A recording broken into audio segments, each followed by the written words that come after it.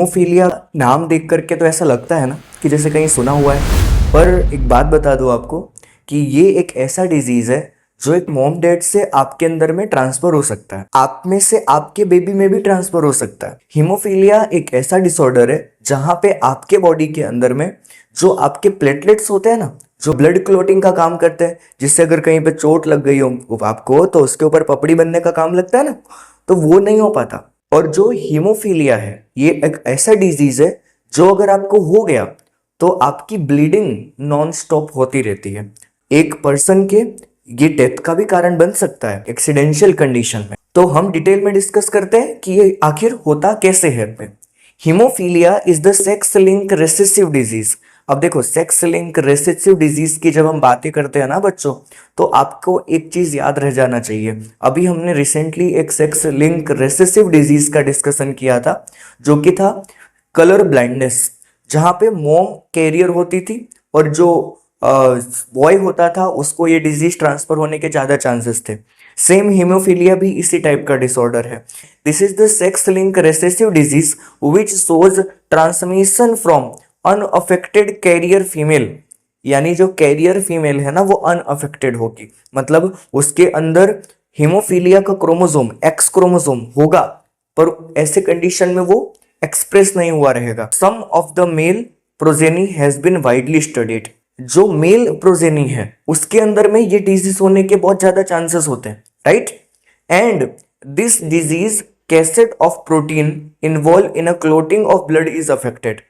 यानी जो प्रोटीन होता है ना जो कि ब्लड क्लोटिंग के लिए रिस्पॉन्सिबल होता है, ये प्रोटीन के प्रोडक्शन में अफेक्ट पड़ता है, यानी आपके ब्लड कोएगुलेशन में अफेक्ट आता है। Due to this an affected individual is a simple cut will result non stop bleeding.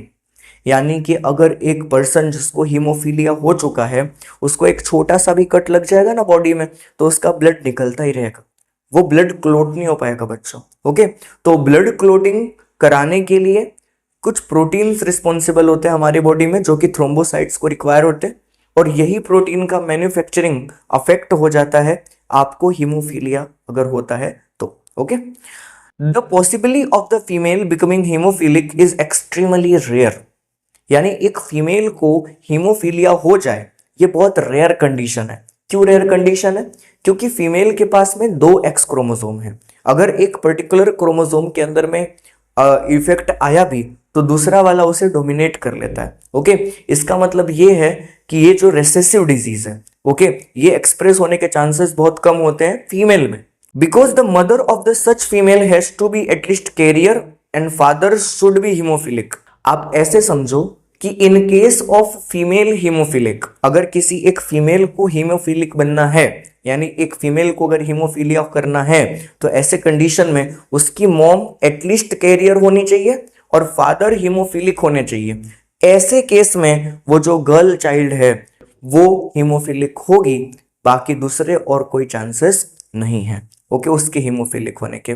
Boy कैसे यहाँ पे हीमोफिलिक होगा, इसके लिए हम इसका पेडिग्री एनालिसिस कर सकते हैं। The family pedigree of the queen Victoria shows number of haemophilic disorders. Okay, आपने इन क्वीन का नाम तो सुना ही होगा कि जो क्वीन विक्टोरिया थी, ओके, उनकी फैमिली के अंदर में आने वाले अपकमिंग जनरेशंस थे उनको हीमोफीलिया हुआ because queen Victoria was the carrier of haemophilic disease. यानी इनके फैमिली के अंदर में जितने भी मेल हुए होंगे उन सबको मेजॉरिटी पे क्या हुआ होगा, हीमोफीलिया डिसऑर्डर हुआ होगा, और फीमेल को बहुत रेयर चांस में हीमोफीलिया हुआ होगा। तो हीमोफीलिया पर्टिकुलर टॉपिक से रिलेटेड कुछ प्रीवियस ईयर क्वेश्चंस जो आपके नीट एग्जाम में आ चुके हैं, जैसे कि पहला यहाँ पे दिख रहा होगा 2013 में और दूसरा क्वेश्चन 2016 में आया हुआ है।